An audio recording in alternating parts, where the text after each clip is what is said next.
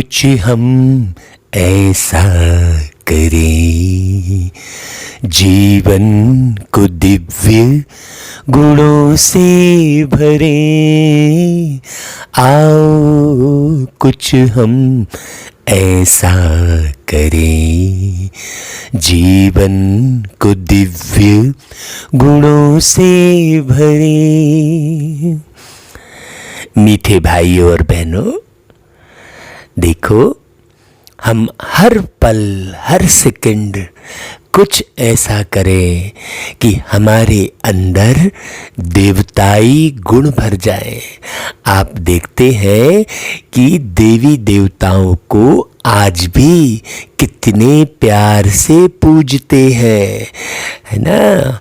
उनकी मूर्ति का श्रृंगार कितने प्यार से करते हैं, कितना धन लुटाते हैं उनके मंदिरों में। ऐसा क्यों? आखिर ऐसा उन देवी देवताओं ने क्या किया? कौन से कल्याण का कार्य किया? कब किया? ये बारीक बात समझने की है। और उन देवी देवताओं से ऐसा शुभ कार्य, ऐसा संतुलित कार्य, ऐसा सत्य कार्य, सबको सुख देने वाला कार्य किसने कराया? तो समझ में आएगा कि निराकार परमात्मा शिव बाबा ने अभी इसी संगम युग में, यही वो समय है जब आप ये बाबा की मुरली सुन रहे हैं। यही वो समय है जब वो देव आत्माएं मनुष्य आत्मा बनकर प्यारे बाबा से सुन रहे हैं, समझ रहे हैं और पुरुषार्थ करके सबके लिए ऐसे वाइब्रेशन, ऐसा ज्ञान फैला रहे हैं। हाँ, बाबा जो बताते हैं उसे और अपनी बुद्धि लगाकर मेहनत करके कैसे करके बाबा का ज्ञान हर एक आत्मा को समझ में आ जाए और हर एक आत्मा सुख शांति से भर जाए, पवित्रता से भर जाए, झूठ से बच जाए, ऐसा पुरुषार्थ कर रहे हैं अभी। और वो पुरुषार्थ जो करते हैं उसमें प्यारे बाबा भी साथ होते हैं। प्यारे बाबा यानी निराकार परमात्मा शिव, उनका नाम ही शिव है। जिन्हें आप अल्लाह कहते हो, जिन्हें आप प्रभु कहते हो, जिन्हें आप ईश्वर कहते हो, भगवान कहते हो, परमात्मा कहते हो, परमपिता कहते हो, वही हमें बड़े प्यार से समझाते हैं रोज। तो देखो 9 अप्रैल 2021 को प्यारे बाबा बोले, मीठे बच्चे बाप समान लवली बनने के लिए, बाप समान लवली बनने के लिए यानी प्यारे निराकार परमात्मा के जैसे प्यारा बनने के लिए अपने को आत्मा बिंदु समझ, माने स्वयं को पूरी तरह से बिंदु समझे का मतलब हुआ कि हर बात में खुश रखें, फुल स्टॉप लगा दें। ना खुशी में एक्साइटेड हो, ना दुख में परेशान हो, ना परिस्थिति खराब हो तो हलचल में आए, और ना परिस्थिति बहुत आपके मन पसंद हो तो खूब एक्साइटेड हो गए। नहीं तो कई लोगों का जो है, अगर बहुत ज़्यादा खुशी मिल जाती है तो भी इतने एक्साइटेड होते हैं कि हार्ट अटैक हो जाता है, खुशी में हार्ट अटैक हो जाता है। तो अपने को बिंदु समझो। हाँ, बिंदु समझो मतलब बिल्कुल साइलेंट में रहो, खुशी में रहो। हाँ, और बिंदु बाप को याद करो। बिंदु बाप को याद करो माना पूरे ज्ञान स्वरूप होकर प्यारे बाबा का धन्यवाद करो। सुबेरे उठकर गुड मॉर्निंग करो प्यारे बाबा को। भाई सुबह सुबह हम जिनकी याद में रहते हैं, जिनको याद कर लेते हैं, उनके वाइब्रेशन आते हैं। आप किन को याद कर रहे हो सुबह सुबह, ये बड़े गौर करने की बात है। और आप जितना ज़्यादा प्यारे बाबा के करीब जाएंगे, जितना आप बाबा को याद करेंगे, उतना आपके पास आपके पुराने संस्कार और दूसरे के भी संस्कार आपको टकराएंगे। लेकिन मेहनत करनी है। बाबा कहते हैं देखो, याद में रहने की गुप्त हड्डी मेहनत हर एक बच्चे को करनी है। क्यों? क्योंकि याद के बगैर आत्मा पाप आत्मा से पुण्य आत्मा नहीं बन सकती। तो किसको याद करना है? प्यारे बाबा को याद करना है। जैसे किसी को याद करते हैं तो उसका स्वरूप भी याद आता है, उसका निवास स्थान भी याद आता है, उसके स्वभाव संस्कार भी याद आते हैं, उसकी बोली हुई वाणी भी याद आती है कि देखो वो ऐसा बोलता है, देखो वो ऐसा करता है, उसके गुण भी याद आते हैं, है ना भाई, याद आते हैं ना। तो अब यदि हमें परमात्मा की याद करना है तो परमात्मा का निवास स्थान भी मालूम रहे, उनका स्वरूप भी मालूम रहे, है ना भाई, उनके गुण भी पूरी तरह से मालूम रहे। अब सोचो कि परमात्मा भगवान के लिए कौन कौन से गुण दिखा देते हैं दुनिया में। भाई दुनिया में मार पीट ये भी दिखा देते कि भगवान ने इसको मारा उसको मारा। नहीं, भगवान ज्ञान सुनाकर आप सभी के अंदर की बुराइयों को समाप्त करते हैं। ऐसे किसी की गर्दन नहीं काटते हैं, है ना भाई। लेकिन भगवान के बारे में कितनी सारी कहानी गढ़ दी गई है, जो वो है नहीं वैसा बता दिया गया है। तो आप ओरिजिनल स्वरूप में याद कहाँ कर रहे हैं भाई? किसी भी व्यक्ति को उसके ओरिजिनल स्वभाव संस्कार के रूप में आप याद करते हैं ना भाई। अगर कोई झूठा झूठा भी कह देता है तो वो प्रॉपर वे में फिर बाद में लगता है कि अरे यार इसके बारे में झूठा कह दिया, ये तो वैसा था नहीं, तो वो फिर आप बाद में डिस्टर्ब होते हो ना। तो इसलिए एक्यूरेट याद में रहने के लिए हमें रोज मुरली के माध्यम से बाबा की वाणी को समझना पड़े।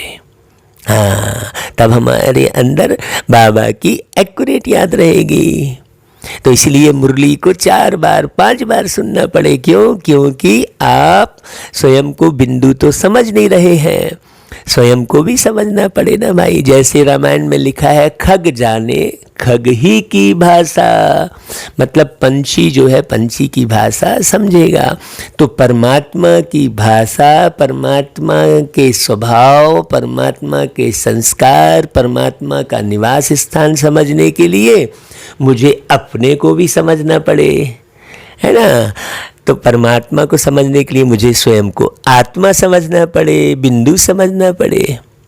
तो बाबा कहते हैं कि जब गुप्त याद में रहे, देही अभिमानी बने, मतलब आत्मा समझे, तब विकर्म विनाश हो। अब भाई किसी की याद करने के लिए मुझे वैसा मन को फ्री भी करना पड़े। अब हम इधर उधर बहुत सारे उसमें व्यस्त हैं, अपने मन को बिजी रखे हैं, बुद्धि को भी बिजी रखे, तो हम कैसे याद करेंगे? कहते हैं ना कि अरे यार मैं ऐसा व्यस्त हो गया कि आपकी याद नहीं आई मेरे को, ऐसा कहते हैं ना, हैं। तो भाई बाबा उसको कहते हैं कि हथ कार्य दे और दिल यार दे, मतलब हाथ से आप कार्य करो और दिल से बाबा को याद करो। तो दिल किसकी तरफ जुड़ेगी भाई? जब किसी से प्राप्ति होती है, किसी से मोहब्बत मिलती है, तो बाबा तो मीठे बच्चे कहकर कितनी मोहब्बत लुटा रहे हैं। तो बाबा कहते हैं कि जब विकर्म विनाश हो तब धर्मराज की सजाओं से बच सके, और धर्मराज की सजाओं से बचने का साधन भी याद है। हाँ, आपके पुराने किए हुए पाप कर्म भी याद की अग्नि से भस्म हो जाते हैं।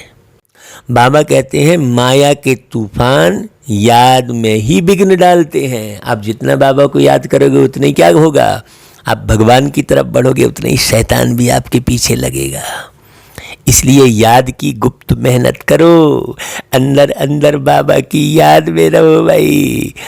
हाँ, तभी लक्ष्मी नारायण जैसा लवली बन सकेंगे।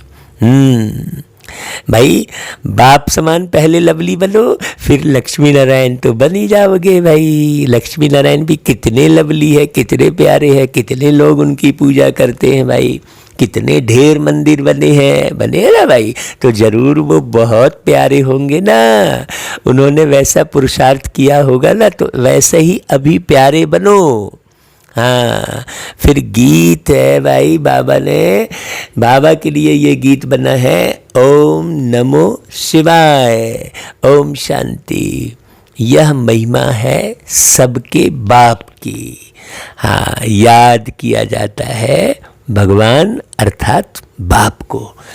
हाँ, अभी लोग भगवान कह देते हैं, लेकिन वो बाप है, मालिक है विश्व का, सबका मालिक एक कहते हैं। सबके माता पिता हैं। आप उन्हें माता पिता कहते हैं ना भाई, कहते हैं ना, तुम्ही वो माता पिता तुम ही हो, ऐसा गीत बना है।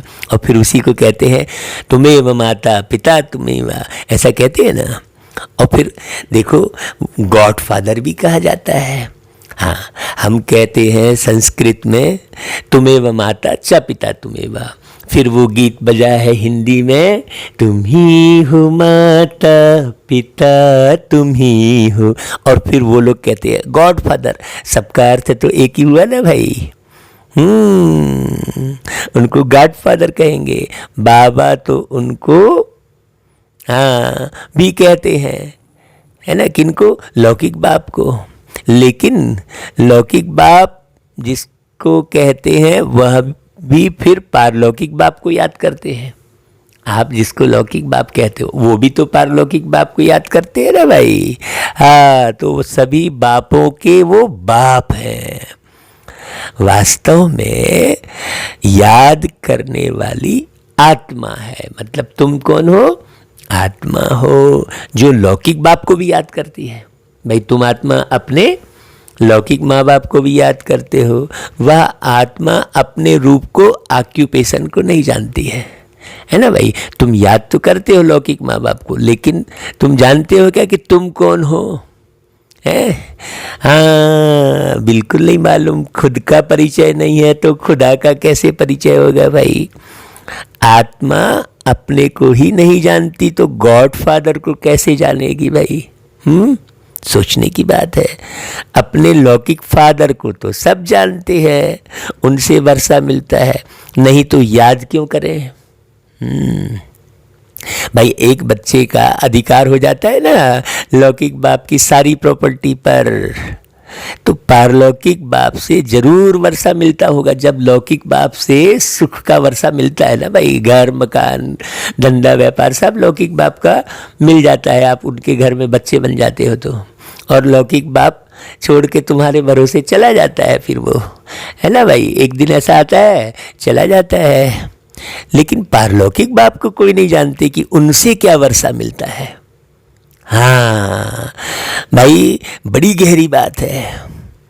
पारलौकिक बाप से जरूर कोई वर्षा मिलता होगा ना। कहते हैं वो गॉड फादर, उनसे रहम क्षमा मांगेंगे क्योंकि पाप करते रहते हैं। हाँ, अब पाप करते हो तो आप रहम क्षमा अपने बाप से थोड़ी मांगते हो, लौकिक बाप से।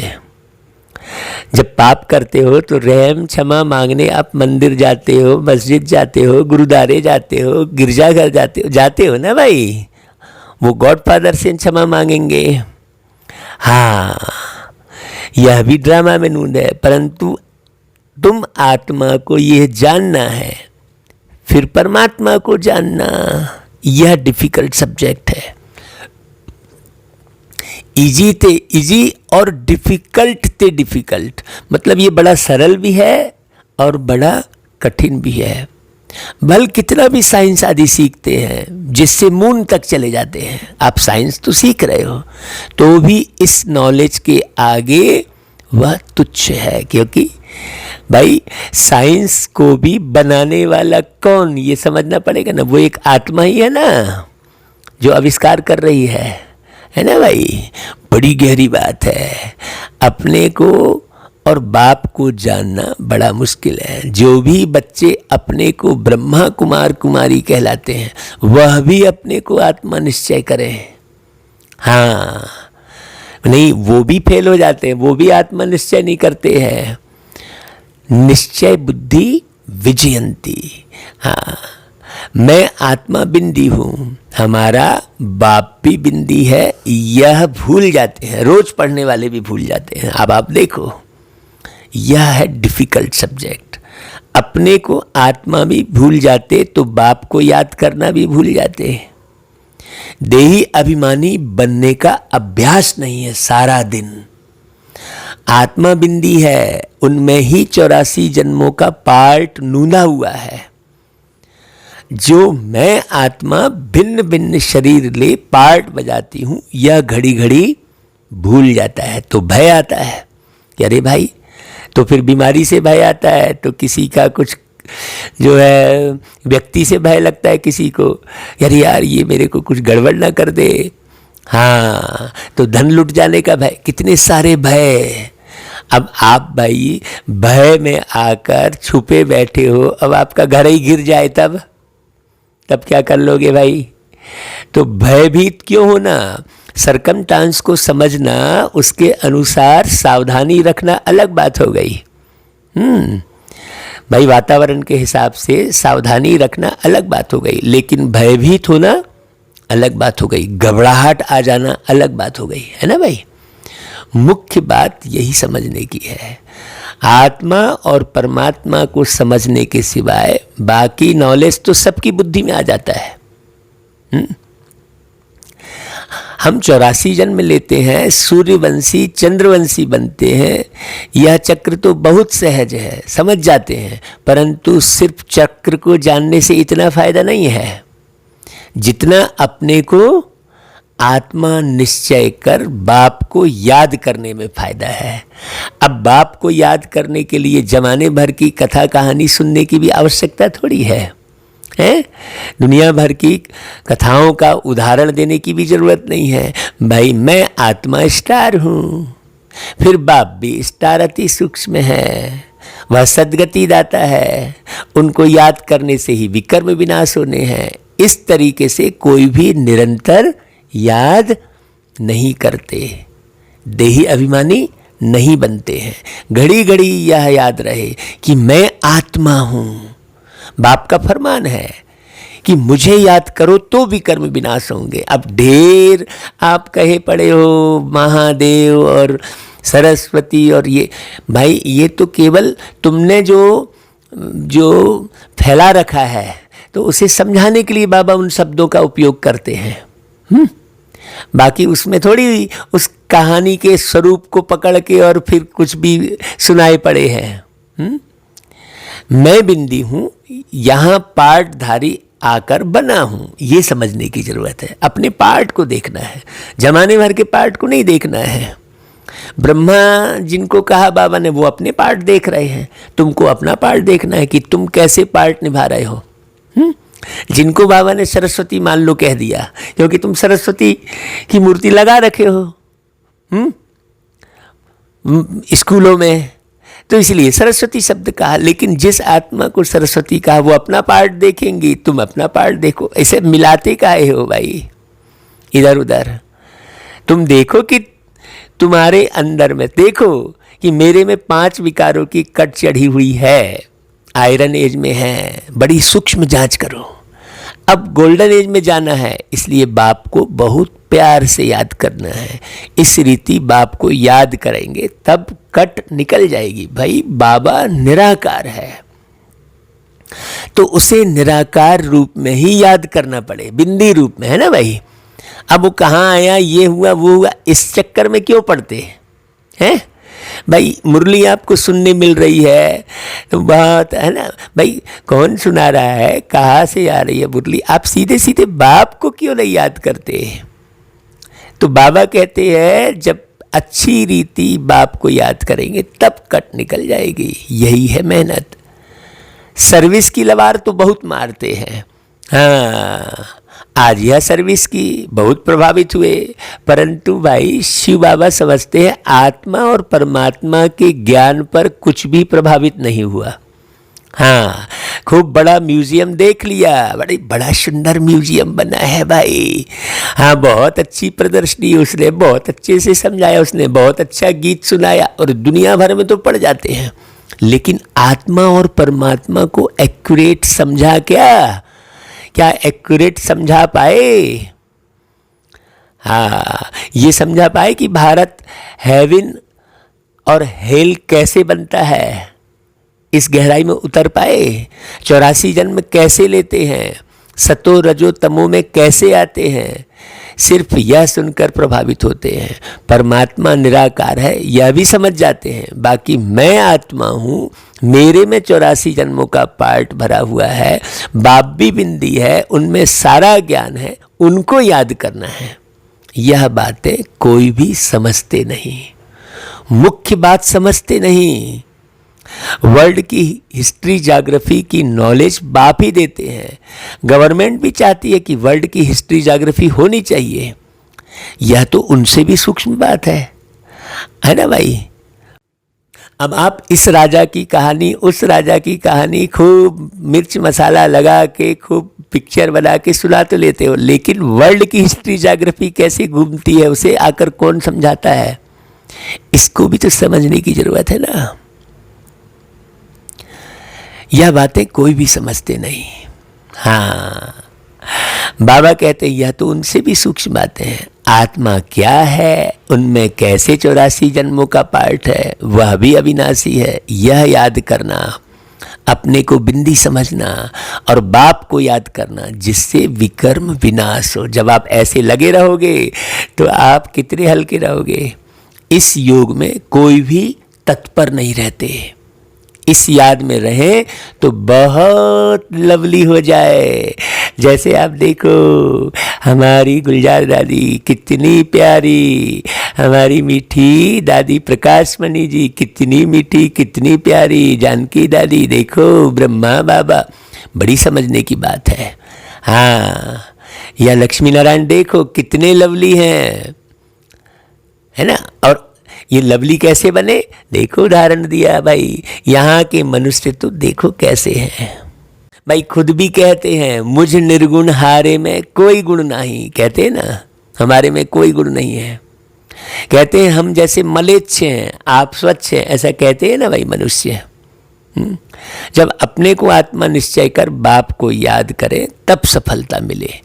हाँ, नहीं तो सफलता बहुत थोड़ी मिलती है। समझते हैं हमारे में बहुत अच्छा ज्ञान है। अरे भाई, पहले अच्छे से समझो। वर्ल्ड की हिस्ट्री ज्योग्राफी हम जानते हैं, परंतु योग का चार्ट नहीं बताते हैं। मुश्किल कोई है जो इस अवस्था में रहते हैं, अर्थात अपने को आत्मा समझ बाप को याद करते हैं। बहुतों को अभ्यास नहीं है, बाबा कह रहे देखो। बाबा समझते हैं कि बच्चे सिर्फ ज्ञान का चक्र बुद्धि में फिराते हैं, बाकी मैं आत्मा हूँ। बाबा से हमको योग लगाना है, जिससे आयरन एज से निकल गोल्डन एज में जाएंगे। भाई इस चक्कर में पड़ जाते हैं कि सतयुग अब आएगा तब आएगा, कृष्ण जी ऐसे आएंगे, वहाँ जन्म लेंगे, ठिकाने में लेंगे, वो माध्यम बनेगा। ये सब चक्कर में पड़ने की जरूरत क्या है भाई। आप बाबा को याद करो ना, जिससे आयरन एज से निकल स्वतः ही गोल्डन एज में चले जाएंगे। मतलब आयरन एज से निकल, मतलब एज यानी अवस्था। जैसे शरीर की एज बताते हैं, बुढ़ापे की अवस्था एज है ना, बचपन की अवस्था युवा अवस्था ऐसा बोलते, तो एज माने अवस्था। आयरन एज मतलब लोहे जैसी अवस्था आत्मा की हो गई। अब ये थोड़ी कि सोने के महल चित्र दिखा दिए और उसी में लगे हैं, उसको ही खूब खूबसूरत बनाने में पड़े हैं, लेकिन अपनी अवस्था गोल्डन एज नहीं बनाई। नहीं, बाबा कहते हैं मुझ आत्मा को बाप को जानना है, उसकी याद में ही रहना है। यह बहुतों का अभ्यास कम है, बहुत आते भी हैं, अच्छा अच्छा भी कहते हैं, बाकी उनको यह पता नहीं पड़ता कि अंदर कितनी कट लगी हुई है। हाँ, जरा में हिल जाएंगे। अभी हम आपकी बुराई कर दे वाला, देखो आप कितने हिल जाओगे। और फिर 4 लोगों के सामने कर दे तो फिर क्या बोलोगे, अरे आपने मेरी 4 लोगों के सामने बेइज्जती कर दी, ऐसा बोलोगे। आप अशरीरी हो, हाँ, तो यहाँ के इज्जत और बेइज्जती से परे, यहाँ के मान अपमान से परे की अवस्था। हाँ, बड़ी गहरी बात है। मुश्किल कोई है जो इस अवस्था में रहते हैं। बाबा कहते हैं बहुतों को अभ्यास नहीं है। बहुत आएंगे अच्छा अच्छा कहेंगे, बाकी पता ही नहीं है कि भाई कितने अंदर में बुराइयां भरी हैं, खुद के अंदर में। भाई चलो ये हमने सुना दिया अच्छा है अच्छा, लेकिन खुद के अंदर में कितनी बुराई भरी है वो भी तो देखो। सुंदर से श्याम बन गए हो क्या? फिर सुंदर कैसे बने यह कोई भी नहीं जानते हैं। सिर्फ हिस्ट्री ज्योग्राफी जानने का काम नहीं है। भाई सुंदर से श्याम बन गए हो क्या ये जान रहे हो? हाँ, फिर सुंदर कैसे बने ये जान रहे हो क्या?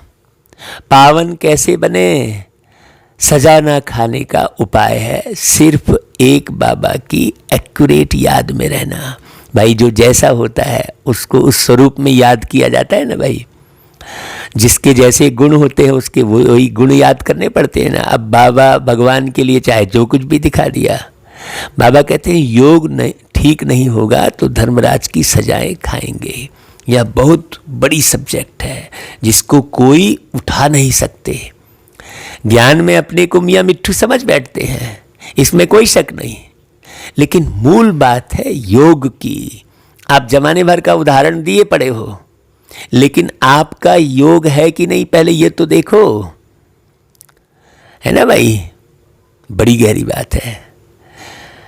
योग में बहुत कच्चे हैं, इसलिए बाप कहते हैं खबरदार रहो, सिर्फ पंडित नहीं बनना है।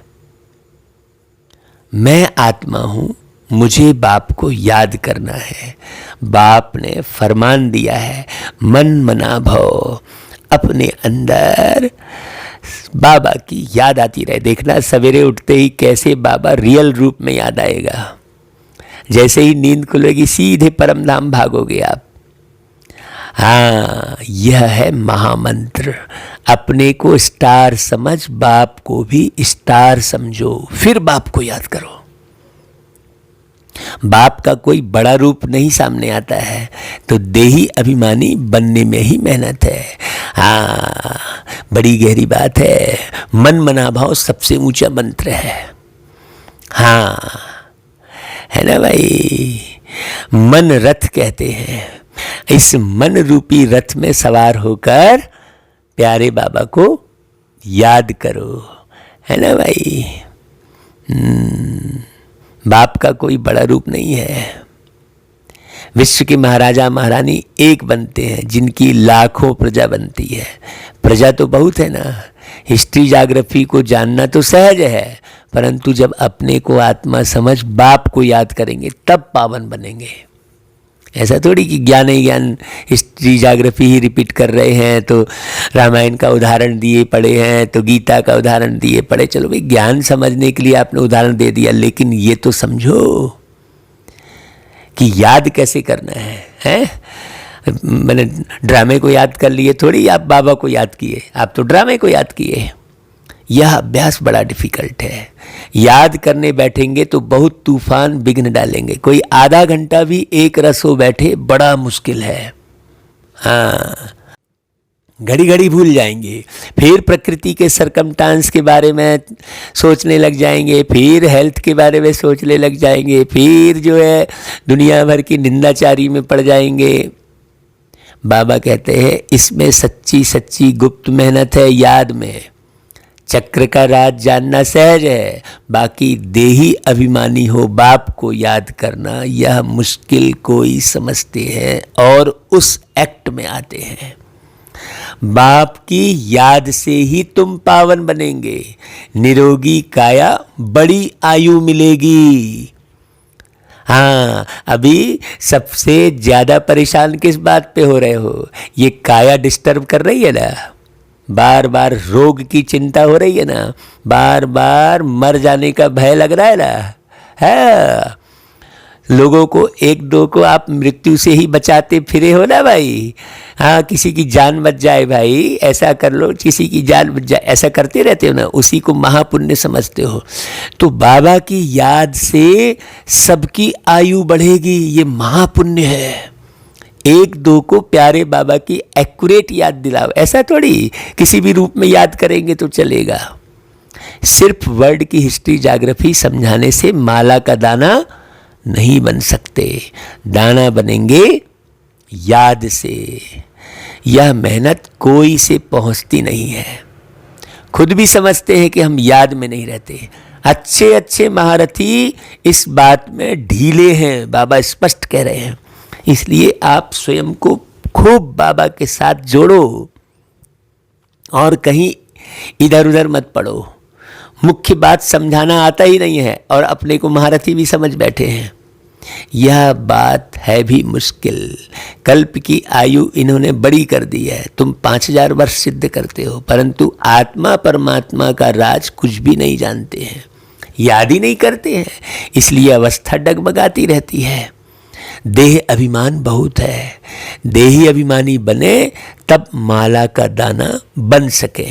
भाई अपने पुराने जो है परेशानी को क्यों याद करते हो? आप पुराने सुख को क्यों याद करते हो? इस जीवन के आप देखो कैसे पुराने सुख में ऐसे थे, अब देखो कैसे हो गए। ऐसा करते रहते हो ना? क्या क्या याद करते रहते हो? किसी की बुराइयां याद करते रहते हो। ये ऐसा, अरे वो तो बिल्कुल बेकार है, अरे वो बहुत अच्छा। ये सब चक्कर में पड़े। देखो जमाने भर में याद करते रहते हो। अपने रोग को याद करते बैठे रहोगे। बाबा को एक्यूरेट याद कब करते हैं? सोचने की बात है। खाने पीने को याद करते रहेंगे, घूमने फिरने को याद करते रहेंगे, बीमारी को याद करते रहेंगे, यहाँ के लोगों की चर्चा करते रहेंगे, लेकिन बाबा की याद, मैं आत्मा हूँ, मुझ आत्मा को कोई स्थूल बीमारी का कोई फर्क पड़ता ही नहीं है। भाई आप ये समझो ना, है जब आत्मज्ञान समझोगे तो जरा भी भय नहीं रहेगा। चलो छूट जाएगा यार, ये शरीर छूट जाएगा, कौन सा बड़ा भारी दुनिया में सुख है, छूट जाएगा तो छूट जाएगा। ऐसे मजबूत बनने की बात है। भाई मैं तो आत्मा हूँ, शरीर छूटेगा तो छूट जाएगा, फिर नया शरीर बना लूँगा। ऐसे बिल्कुल मजबूती चाहिए। मैं आत्मा हूँ, प्यारे मेरे बाबा परमात्मा बिंदु। बाबा कहते हैं ऐसे नहीं वर्ड की हिस्ट्री ज्योग्राफी समझाते इसलिए माला में नज़दीक आ जाएंगे। नहीं, आत्मा इतनी छोटी है, इसमें 84 जन्मों का पार्ट भरा हुआ है। इस बात को पहले पहले बुद्धि में लाना है, फिर चक्र को याद करना है। लेकिन मूल बात है योग की। योगी अवस्था चाहिए। पाप आत्मा से पुण्य आत्मा बनना है, और पाप आत्मा से पुण्य आत्मा बनने के लिए केवल एक बाबा की याद रहे। आत्मा पवित्र होगी याद से, योग से। हाँ, याद का बल, प्यारे बाबा को एक्यूरेट याद करना। योग बल वाले ही धर्मराज के डंडों से बच सकते हैं। यह मेहनत बड़ी मुश्किल कोई से होती है। माया के तूफान भी बहुत आएंगे। अब आप कर्म ही अच्छे नहीं करोगे तो कहाँ से याद में रहोगे भाई? हाँ, यह बहुत हड्डी गुप्त मेहनत है। हाँ, जैसे शरीर की हड्डी दिखाई नहीं देती ना, हाँ ऐसे ये पुरुषार्थ दिखता नहीं है किसी को, न दिखाना है ये वाला पुरुषार्थ। हाँ, बड़ी गहरी बात है। दिखावेबाजी भी नहीं कि अरे हम तो भैया इतने समय इतने योग में बैठे हैं। नहीं, आप सदा याद में रहो। लक्ष्मी नारायण बनना मासी का घर नहीं है। यह अभ्यास हो जाए तो चलते फिरते बाप की याद आती रहे। इसको ही योग कहा जाता है। बाकी यह ज्ञान की बात है तो छोटे छोटे बच्चे भी समझ जाएंगे। आप देखो बच्चे भी बड़े अच्छा समझा लेते हैं। बहुत सारे बच्चों की वीडियो छोटे छोटे आते हैं, चाहे वो मुस्लिम धर्म के देखो, आते हैं ढेर वीडियो, वो अपना पूरा कुरान आदि सुनाते हैं। तो कौन सुना रहा है? वो आत्मा ने। हाँ भाई, वो 3 साल का 4 साल का बच्चा पूरी कुरान सुना रहा है, तो वो 4 साल पहले जरूर कुरान पढ़ा होगा ना वो आत्मा। चित्रों में सब युग आदि लगे हुए हैं, यह तो कॉमन है। जब कोई भी कार्य शुरू करते हैं तो स्वास्तिका लगाते हैं, यह निशानी है सतयुग त्रेता की। बाकी ऊपर में है छोटा सा संगम युग। तो पहले अपने को आत्मा समझ बाप को याद करते रहेंगे, तभी यह शांति वह शांति फैल सकती है। योग से विकर्म विनाश होंगे। सारी दुनिया इस बात में भूली हुई है कि आत्मा और परमात्मा के बारे में, कोई कहते परमात्मा हजारों सूर्यों से तेजोमय है, परंतु यह हो कैसे सकता? भाई परमात्मा को सही अर्थों में जब तक समझेंगे नहीं, उनकी एक्यूरेट याद कैसे आएगी? फिर कह दिए, कहते हैं आत्मा सो परमात्मा, फिर तो दोनों एक हुए ना। फिर दुख कौन पा रहा है? भाई शरीर दुख पा रहा है कि आत्मा दुख पा रही है? सोचने की बात है। छोटे बड़े का फर्क नहीं पड़ सकता, इस पर भी समझाना है। आत्मा का रूप बिंदी है, आत्मा सो परमात्मा है, तो परमात्मा भी बिंदी ठहरा ना। इसमें फर्क तो हो ना सके, फिर बड़ा बड़ा रूप कैसे दिखा दिया परमात्मा का? जब है सब परमात्मा हो जाएं तो सब क्रिएटर हो जाएं। सर्व की सद्गति करने वाला तो एक बाप है ना, बाकी तो हर एक को अपना पार्ट मिला हुआ है। यह बुद्धि में बिठाना पड़े, समझ की बात है।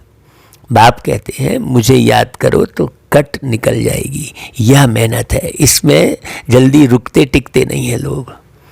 एक तो आधा कल्प देह अभिमानी हो रहे हो।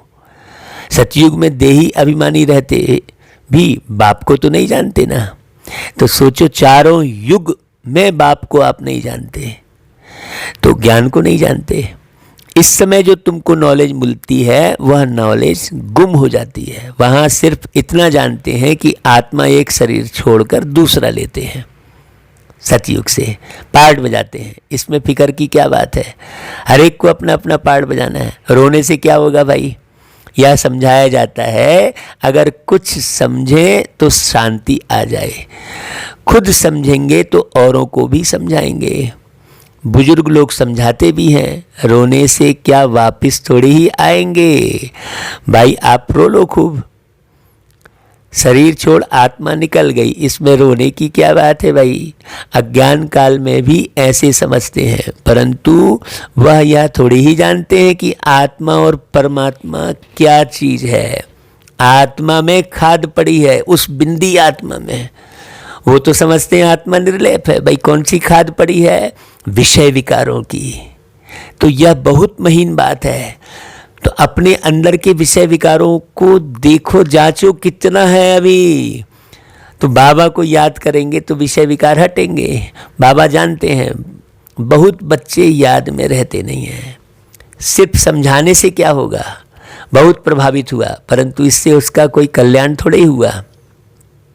आत्मा परमात्मा की पहचान मिले तब समझे बरोबर हम उनके बच्चे हैं। बाप ही पतित पावन है, हमको आकर दुख से छुड़ाते हैं, वह भी बिंदी है। तो बाप को निरंतर याद करना पड़े। बाकी हिस्ट्री ज्योग्राफी जानना कोई बड़ी बात थोड़ी है। बल समझने के लिए आते हैं, परंतु इस अवस्था में तत्पर रहें कि मैं आत्मा हूँ, इसमें ही मेहनत है।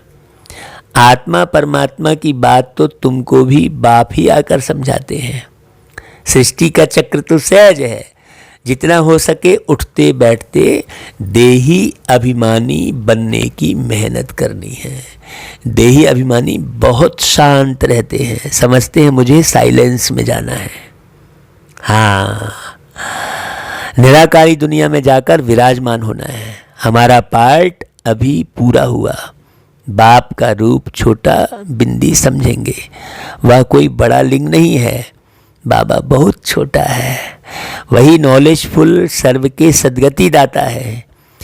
मैं आत्मा भी नॉलेजफुल बन रहा हूँ। ऐसा चिंतन जब चले तब ऊंच पद पा सके। दुनिया भर में कोई आत्मा और परमात्मा को नहीं जानते। तुम ब्राह्मणों ने अब जाना है, सन्यासी भी नहीं जानते, ना आकर समझेंगे। वह तो सब अपने अपने धर्मों में ही आने वाले हैं। हाँ, हिसाब किताब चुकतू कर चले जाएंगे। तुमको ही यह मेहनत करने से बाप से वर्षा मिलेगा। अब फिर देही अभिमानी बनना है। दिल तो आत्मा में है ना भाई। हाँ, अब यहाँ पर एक दिल आकार का जो है, हृदय को दिल कह देते हैं। भाई हृदय तो हवा स्टोर करने का हवा को पूरे शरीर में फैलाने का एक माध्यम है। हाँ, हृदय जो दिखाते हैं वो तो प्लास्टिक का बदल देते हैं। हाँ, दिल भाई कहते हैं भाई मन दिल ये सब एक सी बात है। तो दिल कहाँ पर है? आत्मा में ही है ना भाई। दिल शरीर में नहीं है। शरीर के तो सब स्थूल ऑर्गन्स हैं, दिल को लगाना यह आत्मा का काम है। अभी आत्मा का दिल कहाँ लग जाता है? किसी सुंदर देह में लग जाता है दिल है। सुंदर शरीर में दिल लग जाता है ना भाई, किसी वस्तु में दिल लग जाता है। तो आत्मा का ही दिल लगा ना भाई। तो दिल कहाँ है? आत्मा में। तो अब अपने को आत्मा समझ, फिर परमात्मा बाप से दिल लगानी है। आत्मा बहुत सूक्ष्म है। अब भाई वही उसी को दिल कह देते, उसी को मन कह देते। भाई मन अब उसको इंग्लिश में माइंड कह देते, कितना उलझा हुआ है।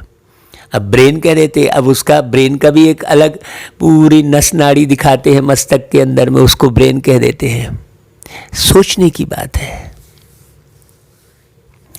आत्मा बहुत सूक्ष्म है। कितनी छोटी सूक्ष्म आत्मा पार्ट कितना बजाती है। यह है कुदरत। हाँ, ये बना बनाया है।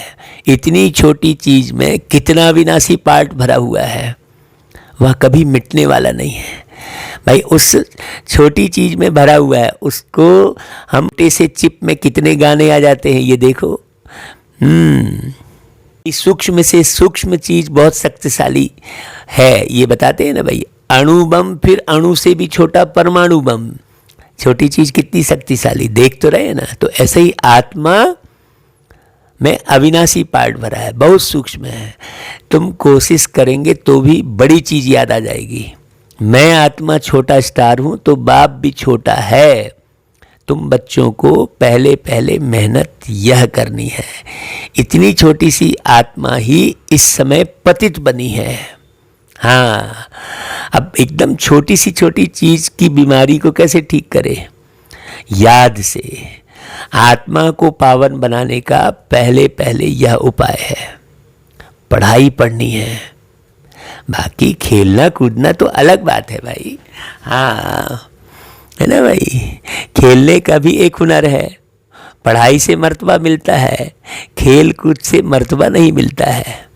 खेल आदि की डिपार्टमेंट अलग होती है ना भाई, उनसे ज्ञान व योग का कनेक्शन नहीं है। यह भोग आदि लगाना भी वास्तव में क्या है? खेल है ना। तुम इसी खेल में लगे रहते हो। मुख्य बात है याद की। अब भोग लगाएंगे तो कितना सारा विस्तार में जाएंगे भाई। काहे का भोग लगाएंगे, फिर भाई न जाने किसको किसको भोग लगाते हैं। ये भी तो खेल पाल है। बाबा फिर याद प्यार देते हैं भाई, सारी बातें बताकर। बाबा देखो कितनी मेहनत करते हैं। सारी बातें बताकर फिर बाबा कहते, मीठे मीठे सिकिलदे बच्चों प्रति मात पिता बाप दादा का याद प्यार और गुड मॉर्निंग। रूहानी बाप की रूहानी बच्चों को नमस्ते, और हम रूहानी बच्चों की रूहानी मात पिता बाप दादा को याद प्यार गुड मॉर्निंग और नमस्ते। फिर देखो भाई, आज जो बाबा ने बोला उसका सार हमको समझना है। मुख्य बात है, देखो, धर्मराज की सजाओं से बचने के लिए याद की गुप्त मेहनत करनी है। पावन बनने का उपाय है अपने को आत्मा बिंदी समझ बिंदु बाप को याद करना। हाँ, दूसरी पॉइंट, ज्ञान में अपने आप को मियाँ मिट्टू नहीं समझना है। एक रस अवस्था बनाने का अभ्यास करना है। हाँ, ज्ञान तो बहुत छोटा सा है ना भाई। बाप का जो फरमान है उसे पालन करना है। हाँ, वो एक रस अवस्था कब बनेगी? जब हम खान पान बोली वाणी दृष्टि वृत्ति कृति संस्कृति सब में बहुत गौर करेंगे कि भाई मैं क्या खा रहा हूँ, कैसे खा रहा हूँ, है ना भाई। खान पान बोली वाणी और संग की संभाल करेंगे। ये सारा बाबा ने पढ़ाया है। हाँ, ऐसा थोड़ी कि भाई हमने हिस्ट्री ज्योग्राफी जान ली तो हो गया। तो एक रस अवस्था बनाने का अभ्यास करना है, और वो अभ्यास कैसे होगा? जब बाप का जो फरमान है उसे पालन करेंगे। हाँ, एक एक बात सुनेंगे, समझेंगे। हाँ, मुझे इधर उधर का उल्टा सीधा कहीं भी कुछ भी नहीं खा लेना है। भय में आकर, कभी प्रेम में आकर रिश्ता निभाना है, चलो खाना पड़ेगा, नहीं। आप अपने अचल अडोल रहो। हाँ, क्यों? क्योंकि आप पुरुषार्थी हैं, आपने बहुत ऊंचा लक्ष्य रखा है, तो मुझे सावधानी हर एक बात पे देना पड़े। हाँ, कैसे भी चित्र देख लिए, अरे कोई फर्क नहीं पड़ता, नहीं फर्क तो पड़ता है भाई।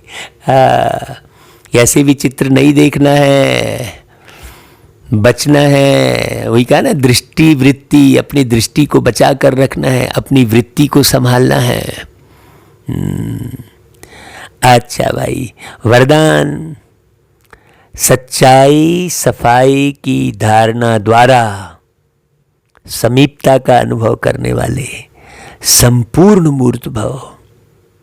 सभी धारणाओं में मुख्य धारणा है सच्चाई और सफाई, झूठ की रत्ती भी ना हो, एक दो के प्रति दिल में बिल्कुल सफाई हो। हाँ, जैसे साफ चीज में सब कुछ स्पष्ट दिखाई देता है, वैसे एक दो की भावना, भाव स्वभाव स्पष्ट दिखाई दे। जहाँ सच्चाई सफाई है वहाँ समीपता है। जैसे बाप दादा के समीप हो, ऐसे आपस में भी दिल की समीपता हो, दिल की। हाँ, बड़ी गहरी बात है। हाँ भाई, देह से समीपता वाली बात नहीं है। किससे समीपता? दिल से समीपता। है ना भाई, बहुत बारीक बात है। स्वभाव की भिन्नता समाप्त हो जाए, इसके लिए मन के भाव और स्वभाव को मिलाना है। जब स्वभाव में फर्क दिखाई ना दे, तब कहेंगे संपूर्ण मूर्त। हाँ, मैंने बाबा का जो स्वभाव है और हमारा स्वभाव एक जैसा हो जाए। बाबा कहीं विचलित नहीं होगा, बाबा कहीं दुखी नहीं होता। हाँ, समझाता है, सावधानी देता है, विचलित और दुखी नहीं होता। बाप समान स्थिति। स्लोगन, बिगड़े हुए को सुधारना, यह सबसे बड़ी सेवा है। हाँ भाई, तुम बिगड़ा है बोल रहे भाई, उसे सुधारो। आपका खुद का मन बिगड़ा है तो उसे सुधारो, आपकी बुद्धि बिगड़ी हुई है तो उसे सुधारो। पहले, सबसे पहले तो अपने बिगड़े हुए मन को सुधारो, बिगड़ी हुई बुद्धि को सुधारो, बिगड़े हुए संस्कार को सुधारो। हाँ, सबसे पहले स्वयं के। फिर आप देख रहे हो भाई, कोई बिगड़ा है तो, कोई भी बिगड़ा है तो कैसे बिगड़ा रहता है? उसकी बुद्धि बिगड़ी हुई रहती है, उसका मन बिगड़ा हुआ रहता है, उसके संस्कार बिगड़े हुए रहते हैं। तो उसके मन बुद्धि संस्कार को सुधारना, बिगड़े हुए को सुधारना, यह सबसे बड़ी सेवा है। हाँ, अच्छे व्यक्ति से अच्छे हो रहना तो सबको आ जाएगा, लेकिन जो खराब से खराब है उसके साथ अच्छे रहना, ये आत्माभिमानी स्थिति कहलाएगी। है ना भाई, बड़ी गहरी है ना भाई समझने की बात। हाँ, तो एक एक बात रिपीट फिर से पढ़ना। मैं, हमको तो लगता है यार फिर से पढ़े मुरली, और फिर एक एक बात को सुनाए, फिर समझाएं। नहीं, हमें अपनी खुद भी मेहनत करनी है। हाँ, अच्छा भाई, ओम शांति।